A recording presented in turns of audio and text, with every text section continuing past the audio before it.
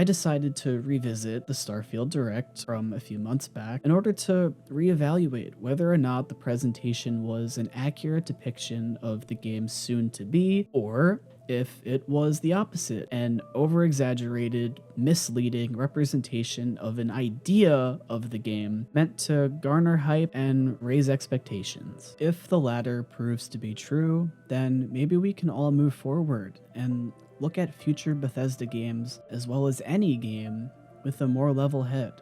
Bethesda Game Studios, specifically Todd Howard, practices a tell, don't show philosophy in their games, which greatly separates expectations from reality. It's because of this there's a high chance that you or a loved one has been burned by them in the past, whether you were woefully underwhelmed by Fallout 4, a victim of Fallout 76, or maybe this time around, you were just simply disappointed by the release of Starfield. No matter which side of the fence you're on, there's no denying that the hype surrounding these games was unreal, to say the least.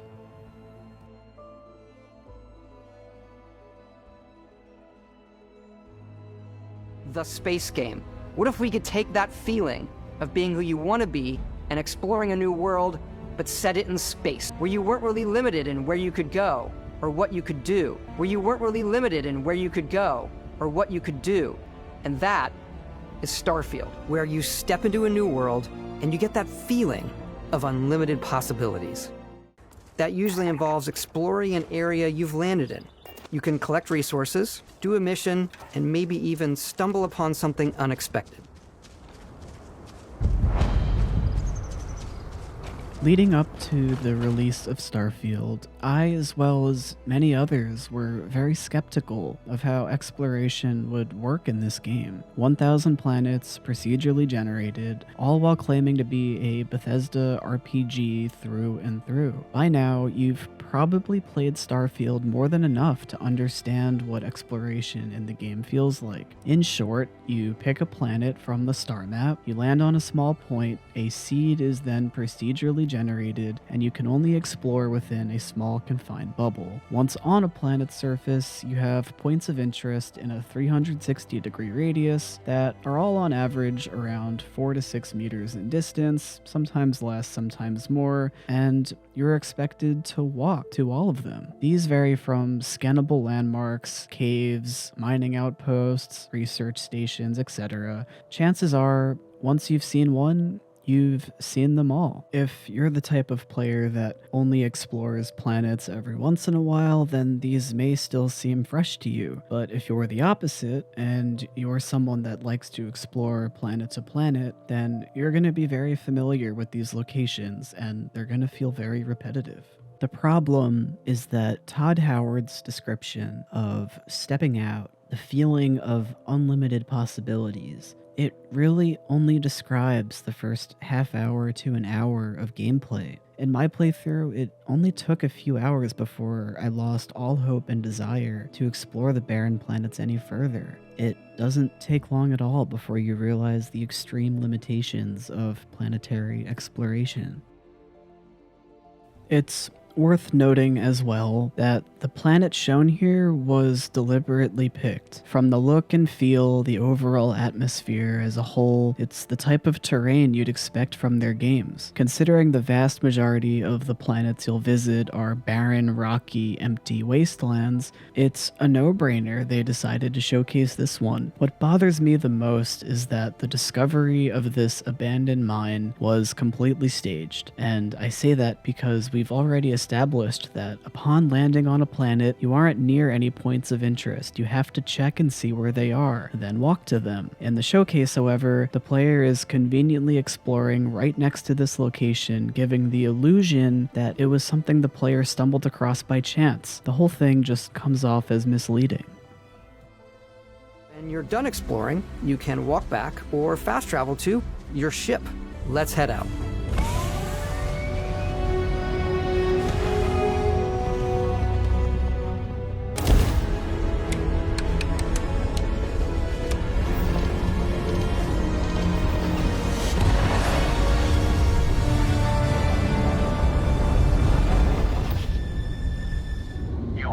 For landing at New Atlantis.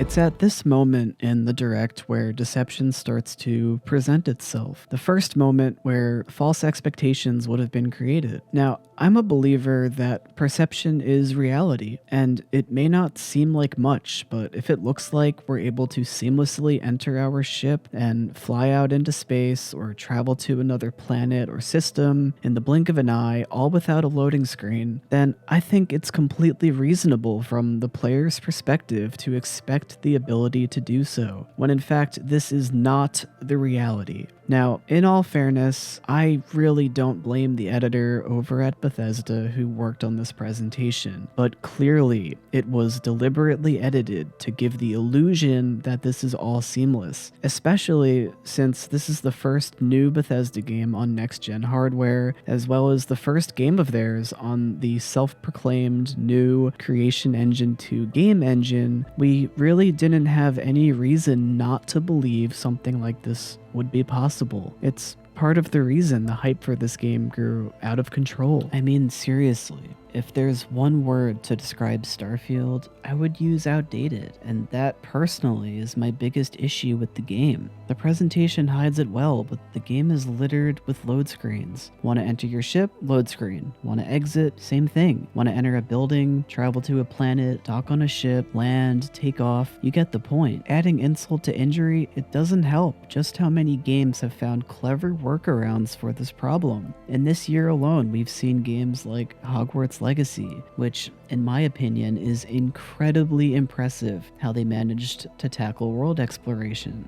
No matter where you are inside the castle, you can seamlessly explore it in its entirety, as well as exit the castle, all without a loading screen. And of course, the opposite is true. When you're done exploring the open world, simply fly back to the castle, land, and enter. Another example would be Star Wars Jedi Survivor, where you have a similar map of explorable planets. However, once you pick a planet, there's no load screen. You travel through hyperspace in real time. It's during this downtime you're free to walk around the ship, customize your lightsaber, and interact with characters on board. Or you can simply stand at the bow of the ship and enjoy the view. Hell, even a game like The Last of Us, which launched on the PlayStation 3, managed to work around them by having cinematic, scripted gameplay sequences of shimmying through tight corridors or lifting each other up and over obstacles while the next area loaded in. The overall lack of moment-to-moment gameplay has been by far the biggest obstacle in my path when it comes to enjoying the game. Exploration is a key aspect of all our games. In Starfield, there are full star systems with new life, resources, and adventures. Our team worked hard to strike a balance between fun and realism. We studied data from NASA and a multitude of other sources to help us make the world feel believable, from the way we approached planetary atmospheres to the way we placed biomes based on the planet's distance from the sun. Once we had created a grounded world, we could start looking at all the things that make that world fun. Ultimately, I feel that they failed to strike a proper balance between fun and realism. Now, don't get me wrong, I'm fascinated by space. I love it, but space as we know it is boring, and I'm torn because in some moments very early on in my playthrough, I had that sense of wow when exploring certain planets, specifically the planets in our own real-life galaxy. I was impressed with how the areas on our own moon were. I enjoyed getting to visit Mars, Pluto, and the random moons in our solar system. But that's really where the fun ended for me. When it comes to the concept of 1,000 planets, I think in execution, it just came off as too boring. And I can't believe I'm saying this, but I'm disappointed in the variety of the world. Now, I don't think my expectations were too high, but even I was expecting black holes out in space to be weary of, meteor showers on planets that could hurt you or damage your ship that you'd have to avoid, planets that are completely made up of lava a la Mustafar from Star Wars, planets that rain acid 24/7, planets completely made up of water regardless of what purpose that would serve. There also seems to be no dynamic weather in the game as well. It doesn't seem to snow on the icy cold planets. I've never seen it rain on any of the planets I visited. Now, that doesn't mean that they didn't try. They did make an effort. You'll still get frostbite when on an ice-based planet for too long, and vice versa on the hot ones. All in all, they just feel samey. I really believe that the scope was too high, and that a smaller, more focused design probably could have been realized much better. To reference the aforementioned Jedi Survivor / Jedi Fallen Order games, if they took a page out of their book and made a galaxy of just a small handful of planets that are all hand-built, fully explorable, then threw in a few procedurally generated moons for good measure, I think that they could have done a much better job. It's pretty ironic how this gentleman pretty much hit the nail right on the head and summarized my own thoughts for me. When it comes to explaining the reality of Starfield's world and exploration, it really is all out there. Literally, it's not on the planets. Out in space, inside the small confined bubbles you're allowed to fly around in, that is where the classic Bethesda RPG chance encounters and life exist. And it's so unfortunate that it had to be this way, because I, and I'm sure many others, were expecting more from the planets. But in execution, they are just boring. You can quickly upgrade individual systems like your weapons or shields, or you can deep dive and enter the shipbuilder mode. Here you can change anything, from the systems to the look and layout. Our modified Frontier is a practical ship, but with a little creativity, your ship can look like almost anything you want. Let's take a break from bashing the game on its shortcomings. For now, at least. When it comes to the shipbuilding in Starfield, there isn't a whole lot here to critique, believe it or not. This was one of the most honest and accurate representations of a particular gameplay mechanism so far. The shipbuilding was by far my most favorite aspect of this game, and seriously, the team that worked on this deserves all the praise possible. I didn't really know what to expect, honestly, but whatever I had in mind, this wasn't it. I was surprised just how nuanced the shipbuilding is. It's very overwhelming at first, and because of how strict some of the connecting modules can be, I found many times after being in the builder for hours and hours on end, finally finishing the ship I was working on, only to find that there was some issue with the connection that I had to go through and troubleshoot. And trying to find exactly what the issue is can be very frustrating depending on what it is. The system isn't perfect. For example, when it comes to placing your habitat modules, these of course being the areas you walk around in, and you can choose which style you want, say armories, med bays, captain's quarters, berthings, etc. The problem is that there isn't a way to preview what these actually look like inside the builder, especially since there's different manufacturers and styles to take into consideration when selecting which module you want. Additionally, when placing portholes on the sides of your habitats, the porthole will actually delete whatever interior section it's placed around, which is something you may have never realized. It's a really small detail and not that serious, but it's just something I thought I'd point out nonetheless. This is even more strange when you realize the outpost building system features an overhead perspective for placing modules, as well as the option to toggle to first person, so you can walk around and see how things look on the ground. It's honestly surprising, too, that there's no load screens in between the changes in perspective. Anyways, it feels as if there was some major compartmentalization within the studio when these two gameplay systems are being made. I can't really think of a reason why there isn't an ability to preview your ships or test fly them while in the builder, but overall these are just minor gripes and only cast a small, non-ray traced shadow on the shipbuilding as a whole. They really did an incredible job, and I'm glad it's here. And while you can build your home among the stars the way you want to, you're probably not the only person who will call your ship home. Some of the members of Constellation can join you on your journey. These companions can serve on your crew, and they'll always be there when you travel. Each companion comes with their own valuable skills for your ships and outposts, as well as unique quest lines. Eventually, some friendships might blossom into romance, and if you're looking for a little extra help on your ship, You can always hire additional crew at spaceports. I have some major issues with the companions in Starfield. The companions in Bethesda games are one of my favorite aspects of gameplay. Through their own unique backstories and specialties, they add a real benefit to the player's experience. While from a narrative perspective, they sometimes have just as much of a stake in what's going on as you, the player, does. In concept, it's fascinating that a system like this can work in the first place. How the player can experience different storylines with or without a companion, and depending on which companion is present will alter the narrative. When it comes to this game, however, while they managed to succeed in creating interesting gameplay benefits to systems such as combat, ship, and outpost management, I'm utterly disappointed with the narrative contributions of companions. Firstly, all companions in the game are exclusive to members of Constellation. No Crimson Fleet, no House Faroon. What this means is that regardless of which companion is with you, aside from different skills and cosmetics, they are all the same. Attack someone that's a part of the United Colonies?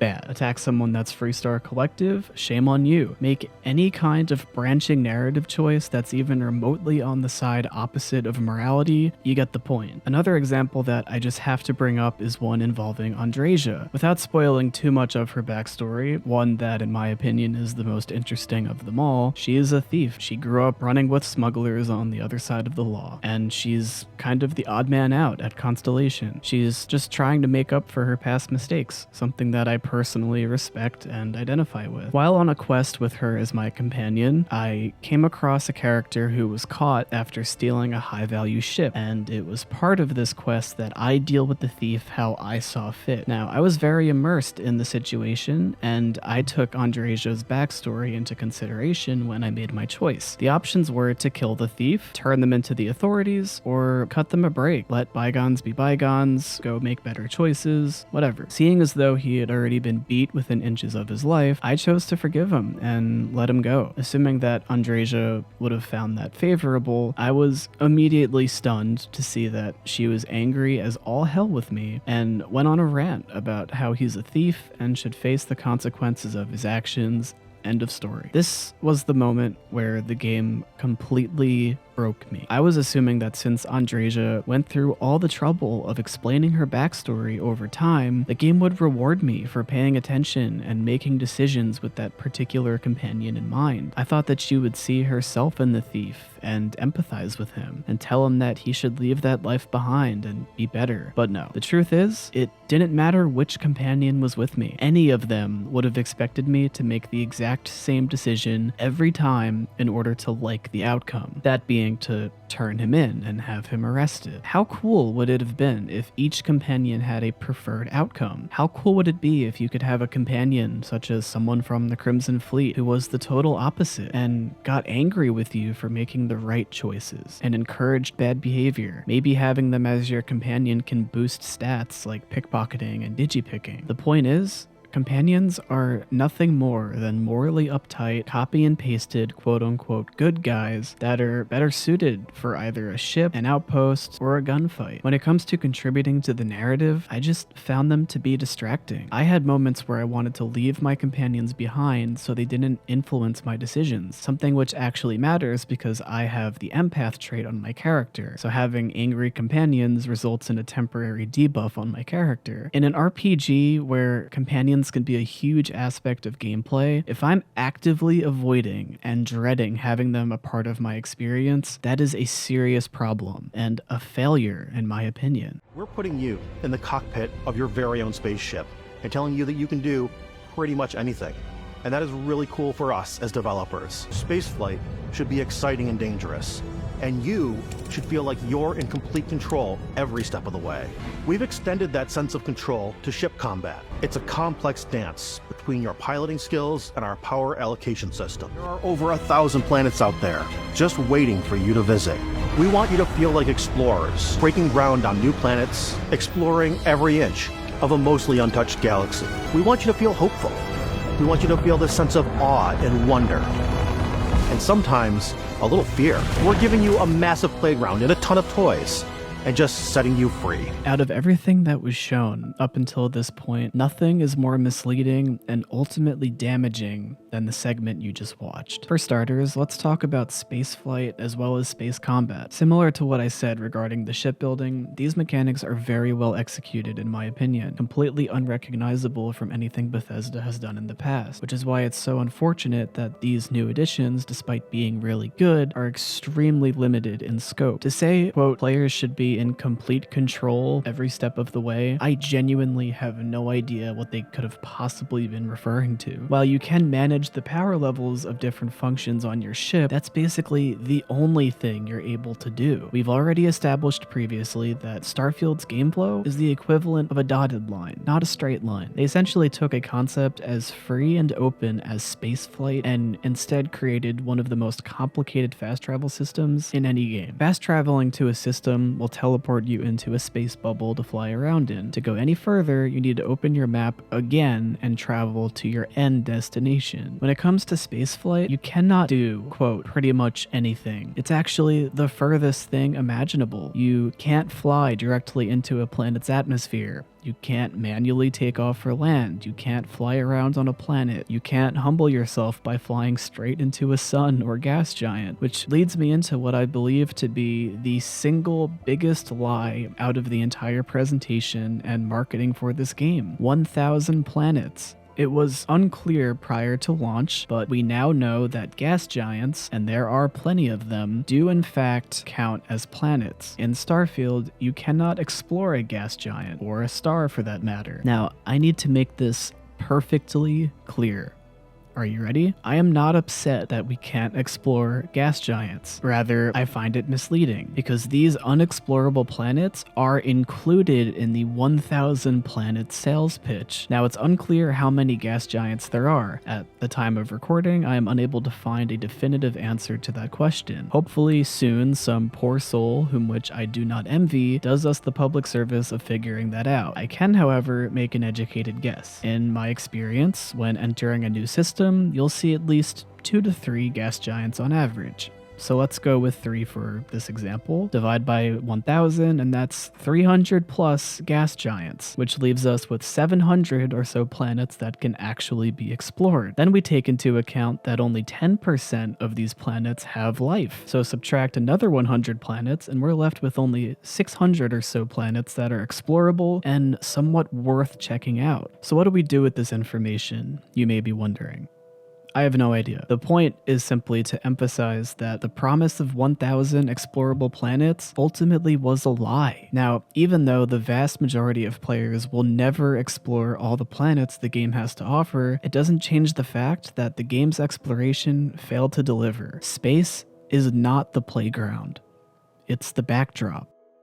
You may have noticed I did not cover certain chapters of the presentation, such as character creation, outpost management, and combat. The reason being is I, for the most part, actually found these systems to be well communicated and familiar enough to prior Bethesda games to not warrant an entire segment discussing them. Rather, I decided to hone in and critique the new and most talked about gameplay additions, as they are what this new entry revolves around. I don't hate Starfield, a statement that may come as a surprise due to the majority of this video having a critical outlook. Starfield is a deeply flawed game, built on an outdated foundation and marketed with misleading undertones, though somehow manages to persevere and deliver gameplay experiences that are very much enjoyable. The best thing about Starfield is the only thing completely missing from the presentation, that being the quests. The quests in Starfield, specifically the faction quest lines, are some of, if not the best storylines I've seen from any prior Bethesda game, and it's during these moments when you're engaged with the game's narrative where a lot of the game's shortcomings start to fade away. I believe that